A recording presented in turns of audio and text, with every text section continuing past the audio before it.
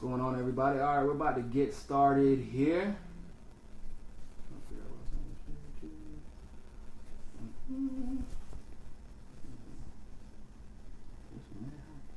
It's always hot in Miami. Even when it's raining cold, it's still hot here. Always. It'll be... Yeah, literally. If it was snowing, it'll still be hot. It'll still be hot here, even in the snow. Exactly. Tried to rain earlier, but it stopped. It's gonna hit us again. Watch. Where I was at, it just, you know how South Florida is. Two seconds away, it could be like raining, and then you're looking down the street. Bright it's sunshine, like bright sunshine. People at the beach chilling, like damn.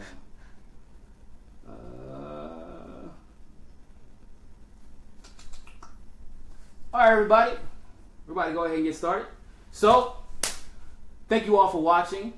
For the first timers, hi, my name is Niko, host of the Pluto radio show Mikasa Esukasa, and I would like to urge you all to please donate to the Patreon, become a monthly donor by going to the Patreon. Actually, I forgot to post in the description, so I'll post in the comments afterwards. But you can also donate to it at the top of my Facebook page. You'll see it there. Click. Any amount helps. We'll greatly appreciate it. With me, I have the one, the only, Elijah Manley. How y'all doing? Y'all know me. I don't know. They half of them might know you. I think the other half are waiting to find out why I got this young kid on my Facebook right now. But there's a lot of reasons. There's a lot of good. Other than what he's been doing recently, Elijah Manley has been very active in the political atmosphere. And I don't want to tell all his credentials, but I will say that he has been indicative of what I would like to see in millennials coming up. We need to get millennials started young. We need to get them started and involved early. I remember. We need to get them passionate. Marsha talking about you remember? And we need to make sure that they stay passionate. And so we know that there are people out here like Elijah, and so I think that we should first of all, be giving them attention regardless of what's going on. But I will let Elijah tell you his credentials, if you will. Go ahead, bro. Well, it's a long list, so I'm gonna try not to. I'm not gonna read everything. I'm not gonna say everything. He's also humble. Too humble. Humble when I need to be. Well, as you all probably know, and if you don't know, now you know, I ran for president last year. In the primary, the Green Party primary, it was me, Jill Stein, and a few other people. I didn't win, obviously. Otherwise, I'd be president. No, I wouldn't be. Trump would still be president. I'm on the board of directors for National Youth Rights Association, Black Lives Matter Alliance of Broward, and 800,000 more things. But I'm also running for school board in Broward County, too. And he doesn't even have a car. I don't even know how he's doing all this, but it's very impressive. Mixture of Uber and Lyft. So, I heard you describe... Yeah, hey, Uber and Lyft, this is not an endorsement. Not an endorsement. This is not an endorsement. I'm not promoting anything. But as you did say that you're running for school board now. Yes. So obviously the difference between running for president and school board is huge. But what made you decide to run for school board instead of kind of meeting that happy medium, maybe like a senator or House of Representatives, or even the state House of Representatives? Why the school board? Well, I'll tell you, it was not because everybody told me to run for something I'm old enough to run for. But it was completely different. I've been criticizing the Broward County School Board for the last 4 years as a student in Broward County. I've been going to the school board meetings. You can go on YouTube and look at some of the videos. They delete all of the other videos. But of me trying to hold our school board members accountable, talking about the missing money, the financial crisis we're in, how the $800 million bond program just completely, has been a failure, how schools have not been renovated, how teachers haven't had a raise in quite a while, a 16% decrease actually in their pay, and how some of the school workers haven't received the raise since 1980, and that's kind of ridiculous, for our low-skilled workers in the Broward County school system to not have received a raise since 1980. Ridiculous. So I decided, well, at first I was thinking, should I run for mayor of Fort Lauderdale? Well, you got to be 21 for that. You got to have a lot of money for that. Should I run for state senate? Should I run for something? Should I run for something I'm not old enough? Should I make a statement? Should I actually run for something? And I was like, okay, well, school board. I settled on school board, and I thought to myself, well, what school board seat can I run for? If I run in District 5, not District 5, but if I run in one of the districts, it's harder to win, running a district because they have those on lock. But if I run in an at-large district, the whole entire county, that's over 1 million people that can vote in that election. They can pretty much swing the election anyway. And I thought I have something new to bring to the table running for school board. I have a new vision. I have an actual platform, about 24 pages actually. The only candidate that has a platform. All the other candidates like to just throw out slogans of together and united we will change our education system, but how? How are they going to do that? Are they going to enter school to prison pipeline maybe, or get the lobbyists out of the school system? Or are they going to actually make sure every student has textbooks and students are not in debt when they leave high school, which is ridiculous, that every student has a meal? They come into school, they do universal breakfast, which is good, and lunch, and some schools are doing dinner. We need, clean food in our schools, which is why we need a gardening program in our schools, and how the education system actually is authoritarian right now, and we want to democratize that. So that's just a few of the things I believe in and while I'm running. Look, man, he got all the answers. I feel like for you, it's because running for school board kind of hits closer to home, being that you just graduated. Sure. You do give a very authentic perspective that I think a lot of people will grow to respect.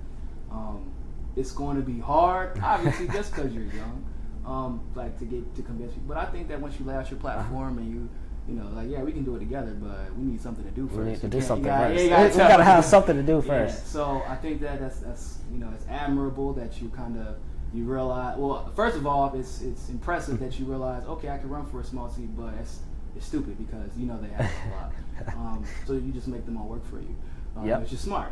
I think that's smart. I think that you should be absolutely just proud that you even got to this point, and of course we're going to do whatever we can here to help you win as well. Thank you. But I would love for you to talk about what has happened, because that's great. That stuff is amazing. But tell people about what has happened since you've started running. If you could give like a timeline of events, that would be awesome. I will. I launched a campaign back in early February, March. A campaign for a school board after I decided what I was going to do next after the presidential election, after this whole thing started with Trump and everything, which isn't really of concern to me. But since I've launched the campaign, it's pretty much been the entire establishment in Broward County been trying to shut me down. They've been trying to shut me up completely because they know I know stuff that they don't want other people to know. And they know that we have the potential to actually win. I'm running against a Republican, and the Democratic establishment is actually supporting a Republican against me in Broward County. That's great. The Republican actually that has gotten support from Donald Trump before he was president, and financial support and friendships. I will be blowing that up everywhere. And they choose to side with her. Right now, she's not in the race, but she probably will jump in the race in the coming weeks or months. So I'm unchallenged right now, and it probably won't be like that for long. And the Democrats, starting with the chair of the Broward Democratic Party, I'm just going to call it out like it is, Cynthia Bush. I've been hearing things, I used to get along pretty well with Cynthia Bush. I personally do not have anything against her, but I've been hearing some things about her and Broward Democrats attempting to recruit somebody to run against me and Donald Corn to split the vote so that I won't be able to get the 51% to win next year. That's absolutely what they're going to do. That's what they usually do. That was Stephanie Myers. They're doing it all over the country right now. It's being done in New York. It's being done in California. I mean, it's literally they're doing it everywhere. They would rather us, just like I was telling you earlier, they would rather progressives not win. Than because they know once we win, it's over. First of all, it's not over from just a policy perspective. It's just like what Elijah said. It's not like when he gets there, he's going to just, okay, everything's hunky-dory. No, he's going to let everyone know what the establishment did while they were there. This is why you don't have a raise. This is why your kid can't get school books. This is why your kid doesn't have free lunch. This is why your money is disappearing. Exactly. But explain to them what you know and what you figured out while you were in high school about the money disappearing. Well, as you know, or you maybe don't know, I keep assuming that you know, but if you look at a lot of my work dealing with the Broward County School Board, you see that I've been calling the school board out about fiscal responsibility, about financial equity, and about being ethical with taxpayer money. And one of the things I came across in 2015 was the fact that $3.5 million, first it started out as $2 million, $3 million, was actually $4.5 million if you're counting bond money. $4.5 million actually, $4.5 million disappeared from the school board's budget, still yet to be found. I brought this concern up to the school board along with a few other people, and they completely dismissed it, saying that, oh, we don't know what happened, or they tried to pretty much play it out as nothing even happened. And this is common in school boards across the country, but Broward County is the 6th largest school district in the country. We have a nearly $6 billion budget, and there's a lot of room for errors. That's crazy. And $6 billion? $6 billion. Good and God. Taxes are high. Property taxes are high for poor people and low for people who are more stable financially, or rich people, pretty much, the people out in the East. And they lobby to make sure that they don't have to pay that much in property taxes. And that's not just the school board. That's, throughout the entire Broward County. So if they're not paying that much in property taxes, how are their schools so much better than everybody else's? Are they reallocating property tax from the rest of the county or from the rest of Broward to their schools? They're doing that too, and what they're trying to do pretty much is they're trying to pretty much privatize schools, and they're trying to make sure they're charter not. Schools everywhere, yeah.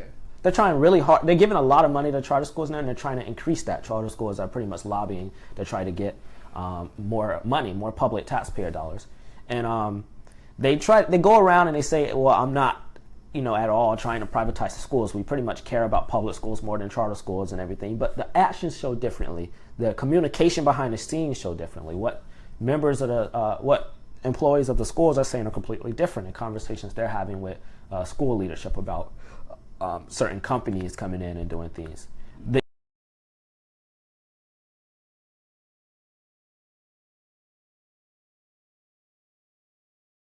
Allocating funds, how they were taking funds from programs in schools, like student groups, money that students raised. Like if one student had a group for students with cancer, they took $2,700 from that group and they used it for some other program.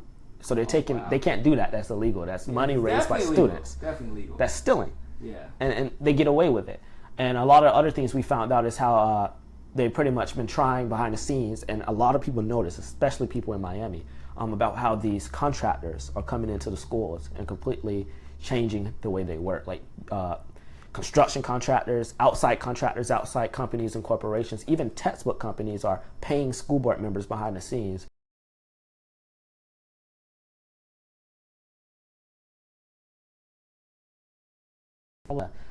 You could say the 19th century pretty much for Stranahan. They have not been repaired. The ACs are broke. I have students at the school telling they paid the company, but the work never got done. And that's not just happening in Stranahan High, that's happening all across the county. So what's happening with this money? And they don't want to tell taxpayers what's going on with that money.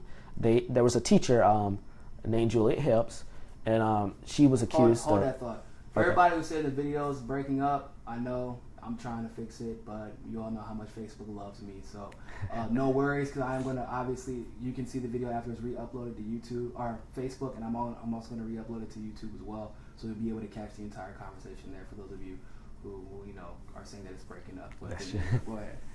So Juliet Hibbs, she was a teacher accused of turning a student gay, which I don't know how you can do that as a teacher. You can't turn a student gay. That's an individual choice that someone makes, or it just don't make any sense. That's a really weird thing to accuse a teacher of. That's a really weird thing. They fired her because of that. Pretty much. What? They fired her. What really happened? They don't want to talk about this. And the student was having some problems at home, and like any teacher, like every educator should, she extended her arms and tried to help. The school board member Rosalind Osgood completely turned that, trying to make a big mess out of it. She got fired. Not only has she been fired for about over 6 years now, but she's been followed by the school board police, because the school board has a police department, which is weird. Why does the school board have a police department, their own police department? She's been followed by the school board. That's what we should do. We shouldn't have police officers in schools. As soon as you get elected, that should be like your first thing. That I will definitely introduce a resolution for that. We need 4 other school board members. I think we can get 4 other school board members when I'm elected to do that. We don't need police officers in schools. People say, "Oh, we need to keep the schools safe." Well, the school's not being safer because we have police officers in it. That's not making the schools safer. You probably should have an SRO officer from a police department, maybe, but not like a whole separate police department. Some schools have had officers on the campus, and it looks like it's a SWAT team unit on the campus. Like, they all in vests, they're walking around, they're talking to students. It kind of looks like they have a SWAT team unit in some schools, a special tactics or special operations, and that's ridiculous. Shouldn't be in a school. It's ridiculous, man. And I wonder what a lot of our members of Congress have, what interest they have in the school board. Well, I mean, a lot. I mean, so speaking of which, is a good caveat. Tell us about your interaction with the Democratic Party and people showing up to your house and things like that. Well, as you know, I can't even go to a town hall without being kicked out anymore for no reason. Just live streaming. What did they say? I was at a town hall that was being held by Ted Deutsch, Debbie Wassermann-Schultz, and Nancy Pelosi here in Florida. I remember that. I didn't even make it there, but I got work too late. But I remember it. It was really weird. I waited half an hour out in the sun to get in. Once I got in, I sat in the second row, and I was pretty much trying to live stream it so everybody else on Facebook who wasn't there could see, Nancy Pelosi, Debbie Wassermann, everybody else talking and see what they're talking about, because they were talking about healthcare and the Equality Act and things like that's important, So I was live streaming that so everybody could see it, and after about 30 minutes or so, a guy in a suit came up to me and told me to come with him. I'm like, okay, whatever. Were you the one live streaming? I don't feel like you were, because I remember, Peter. Peter Hager. Yeah, I think he came after me in live stream, but I was kicked out before the event even started. Before anybody got up there and spoke, it was like right when the event started. 30 minutes. We were waiting. They had drinks in the back and everything. I was told to get out, pretty much. I asked him what the problem was, and he was like, there's a problem, and there were threats made online at Debbie Wassermann-Schultz. And I'm like, okay. What does that have to do with you? What does that have to do with me? And then he tried to, because first he didn't say I made threats. He just said there were threats made online. Of course. And always threats made online. Always. It's been like that for almost 2 years now. I don't think you ain't can control that. That's her. Like, you can't do anything about And then I asked him, I told him I didn't make any threats, and he just kept saying there were threats made against her online. So I was like, okay, whatever. So I recognized the seal, the pen he had on was the label pen for the U.S. Secret Service, and I didn't understand why the Secret Service was there, but it must have been because of Nancy Pelosi. And I find out. But she's not even in Congress anymore, I thought. She is. She's still she just lost. Majority leader. Is she the majority? Not majority. Minority. Are you sure? Yes, Nancy Pelosi. I feel like she lost. All former Speaker of the Houses get Secret Service protection for a few years after that. Yeah. And the Department of Homeland Security, they recognize certain events as special events that have more than one or two members of Congress and several other important people. The Secret Service, the Secret Service would allocate agents to protect that event. So they just randomly got you out of everybody, though? Yeah, they probably knew me. I was saying a lot of stuff online, but nothing threatening. I was talking about healthcare. I did do hashtag Seth Rich, which probably what helped get me kicked out. So you think they were looking to see who was talking about the event? They had to, because you're probably the only at the time because it hadn't started yet. It hadn't started. I was like the only person I knew there at the time. Wow. I got kicked out before anybody I knew even got to the event, and they just said you have to leave because somebody threatened her. Yeah, and they claimed that they went on my social media, and they had to be. That's the only way they would know me. That's the only way they'd be able to identify me out of the crowd in the room is go on my Twitter and look at the pictures and see. And I told them, you can go on my Twitter, and they were like, you don't need to. I mean, I provide you with an archive from Twitter of all the tweets that I gave, so you can tell me which one was a threat against Wassermann-Schultz, because I didn't know any. After I got pretty much kicked off of the property, about a few minutes later, I turn around and I see 3 people following me on foot, and I'm thinking to myself, I don't know why they're following me now. I mean, I left the event, after a mile, because my school is up the road like a mile away. So I didn't know that area that much, but I knew where my school was. So I was able to go to my school. And after the live stream, I took an Uber from my school, near my school, to downtown. I was being followed too by a vehicle, and I'm not. At first, I'm thinking, okay, I'm just being crazy, but it's right on us, and it's kind of creeping out the Uber driver too, because he's like, "You expecting somebody?" I'm like, "I'm not expecting nobody," but they're right on us, following us. So I go downtown and I go into one of the public buildings and stay there for about an hour until I felt safe to go home, and I didn't come out for a while.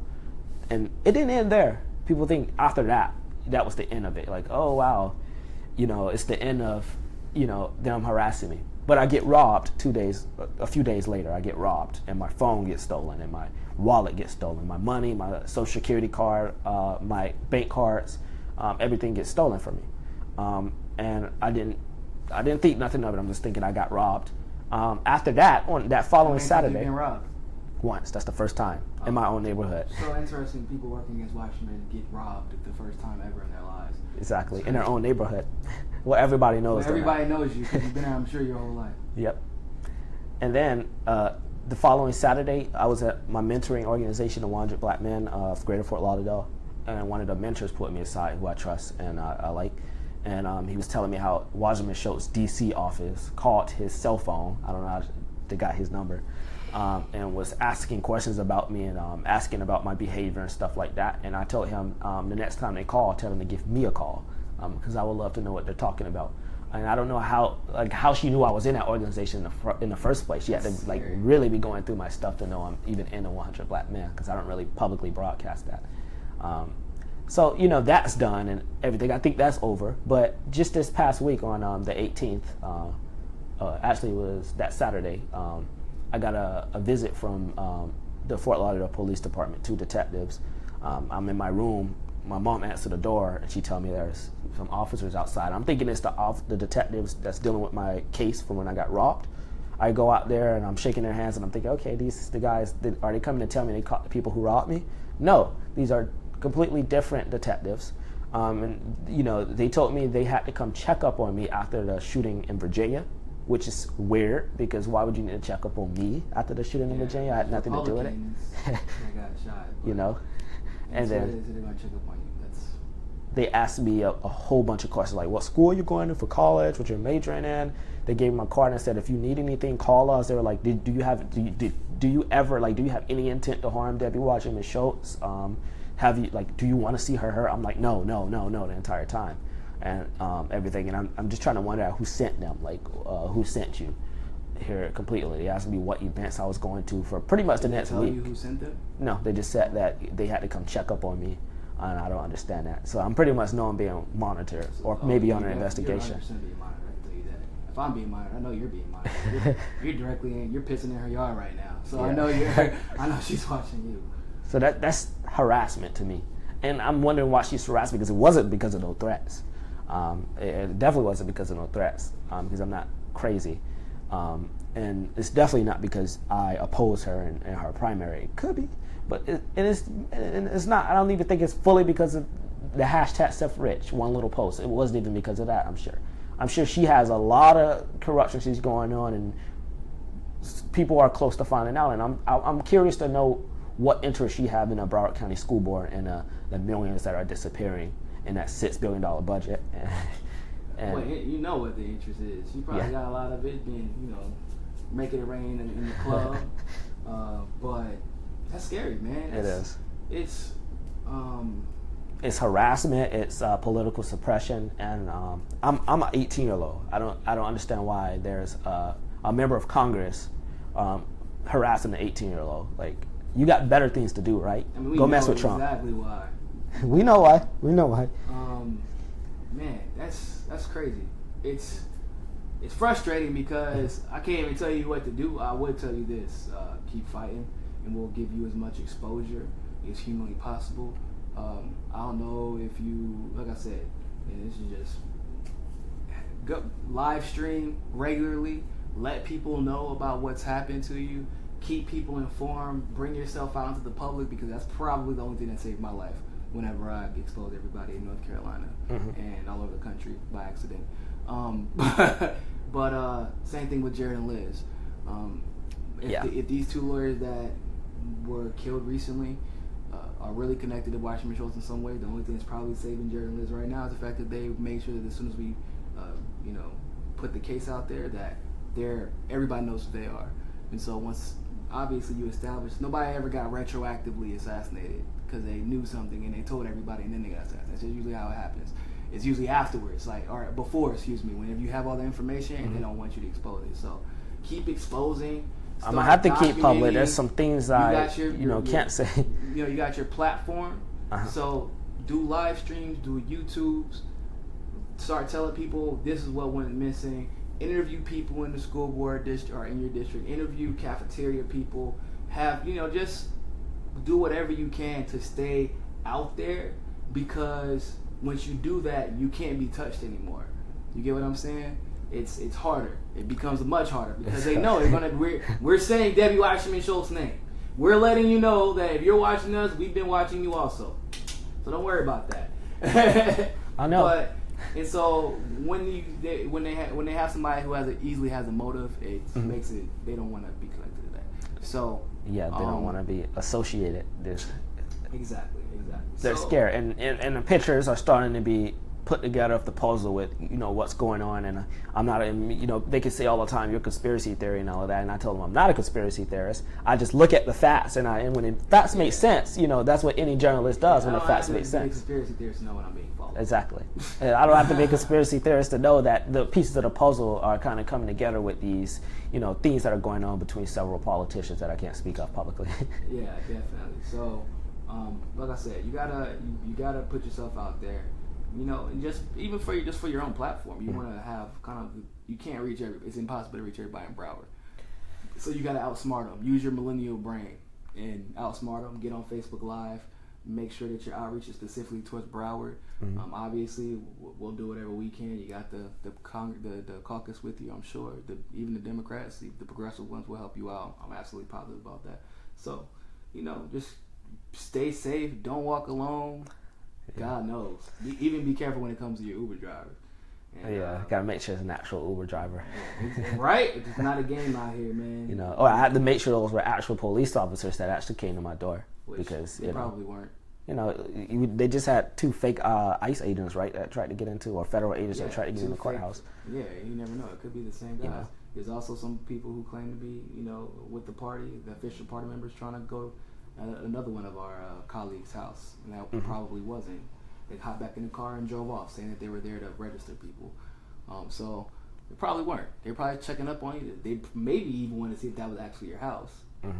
So you want to just stay safe, stay active, stay exposed, and thank you. I'm sure they all feel the same way. Thank you for everything you're doing, and I hope that through this election we can show the country how important school boards are. School board elections are very important, especially in areas like Florida and Broward specifically, when it's a huge dichotomy. It's a huge rich white population, and then there's a huge black kind of poorish population as well. It's very unique. It's unique for Florida. It's not unique for the rest of the country. That you see that type of dichotomy everywhere. So school board elections are crazy, and I challenge you. Do some research in your school district to see maybe what you're missing and what money is being taken away from your kids. New York. Yeah, Ooh, Lord Jesus. You think it's a lot easier to hide in Florida than it is New York. I'll tell you that. So you're lucky. But it's first of all, it's a testament to your character and to your conviction that you decide to stay the course. And I have a feeling that you're one of those people that when people say you should stop, you probably go a little bit harder, which is scary sometimes, but your parents a headache. Good God, I imagine. Yeah. But keep fighting and keep exposing, and through your actions and through the actions of the people that you inspire around the area. Hopefully, we can start getting some more people to run for these offices. And now I'm glad. I mean, I hate to say it, 'cause it sounds weird, but I'm kind of glad that Elijah is kind of going through this for everybody. Because you now know it's not just the president that they're trying to, stop from getting elected. Not just a progressive president, not just a progressive senator, not just a progressive representative at the U.S. level, at the federal level. This goes to the state level. This goes to your districts, your precincts, your municipalities. Like, they're trying to stop every progressive possible from getting elected, ladies and gentlemen. Yep. So it doesn't. No position is small enough. No position is grand enough, or is too grand. No position is too small. Go out and run. Please, if everybody runs, they can't stop everybody. Stop all of us. Don't cut each other off at the pass accidentally. But there's more than one district you can run in. There's more than you can run for state offices. Like, there's so many offices you can run in, and just getting your foot in the door will be huge. I've seen it happen here in Miami Beach. We had a commissioner, Kristen Gonzalez, get in. She hasn't been uprooted since because she keeps doing the right thing. And once she gets in there, when you do the right thing long enough, people want to see you stay. Yep. At the very minimum, if you're honest, they want to see you stay. Even if you can't get everything done, they would still like for you to be honest. And I tell you this, I myself on the school board, I can't do nothing. I can have the views, but I can't do nothing because I need 4 other school board members to vote with me, 5 out of 9, a majority. You got to start holding people accountable. So I got to hold people accountable. I will be your voice, but don't come to me and expect me to be able to do it myself. And don't come to me like, why have you done anything? I can't do anything. That's why I say when you do get elected, you should be live streaming your school board meetings, posting them on your Facebook, just getting people involved and having people understand what is, and just kind of helping people understand why it's so important that we pay attention to this. I'll admit, because I was in a generally good school district, I was never involved in the school board like that or the politics of the school like that. Because my school, I was privileged in that sense because my school had all the money. So I never really thought about looking into where all the money was going. Yeah. But in a school, in an area like Broward, I could definitely understand why it would be very important for you to do it. And you have a very, very, very winnable election. Just get black people up, and you're good. Yeah. Get black people off the bus, and just kind of explain to them, look, this is life or death. This is your kid's future. This is the future of your kids' kids. Because most people, I would say, live in Broward and in South Florida in general, end up staying here. Yeah. Why would you leave? Yeah. I'm not going anywhere. You going somewhere? I'm not going nowhere. I love South Florida. It was sunny all day today. It's going to be sunny all day. If I wanted to leave, I'd be in Missouri for school, but I was like, nope, I want to stay here. Don't go to Missouri. I would like to have you here for the next 4 years. Let's not take that chance. I'll be down here. Not under Trump's presidency. Maybe when Bernie runs again or Jill wins and somebody other than Trump and all his Looney Tunes are in office. Let's do the next presidency, not this one. For real. But thank you so much for your time, man. I hope that we can get you back on soon. Definitely want to keep track of your presidency. I'm sure everybody will want to do the same. I tagged him on the video, so make sure you all go follow him. Do you have a place where people can donate to your campaign? Have you filed with the FEC? Yes, you can go to crowdpack.com and type in Elijah Manley, and you can donate there. There are less charges than there are on Nation Builder website, so you can actually go there. And I'll post the link to his crowd pack in the video, so you all can go there. Donate. This man managed to travel the country and run for president on $10,000, ladies and gentlemen. He is very efficient with his money, and he understands how much your dollar is worth. And if you all don't think this is important, that he's 18. Broward is an extremely important district. It's not just because Broward and Dade can literally change the outcome of the elections here during the general election. And everybody knows if you flip Florida, because of the unique demographics of Florida, you start kind of seeing a shift and you get a better depiction of how the rest of the country is going to look. So it's a very important country, a very important state, but more importantly, his district is probably one of the most powerful districts in the nation. And how do you make sure that district is brought up right? You make sure they have a good education system. You start making sure that public schools are well funded. You make sure that kids are getting books. You make sure that kids are getting food. You make sure that parents are getting involved. And you start holding people accountable. Because I think going forward, Broward County, especially if Elijah wins and we can get him the exposure he needs, Broward County will be huge come election time. Because I would love to see Elijah kind of push to the forefront. Hopefully we can get you speaking at some major events whenever that happens. And we need, because like I said, I'm a firm proprietor. Like, we need to make sure that school, as you all know, I don't know if you know Jeff Day. Jeff Day is doing the same thing. He's running for school board also because it's the same scenario. We need people educated, and we won't have to have as many battles as we have right now. People are educated right from the beginning, and the only way they can do that is if they make sure that millions of dollars don't disappear right from under their nose. Right? Yeah. So, with that being said, thank you all so much for watching. Thank you once again, Elijah. And, my pleasure, always. Like I said, if you all wouldn't mind supporting my Patreon, become a monthly donor if you support the show. It would greatly appreciate it. There is no such thing as too small of an amount donated. I'll post that link here as well, along with Elijah Manley's link. So, thank you all for watching, and always remember, find your balance. Peace.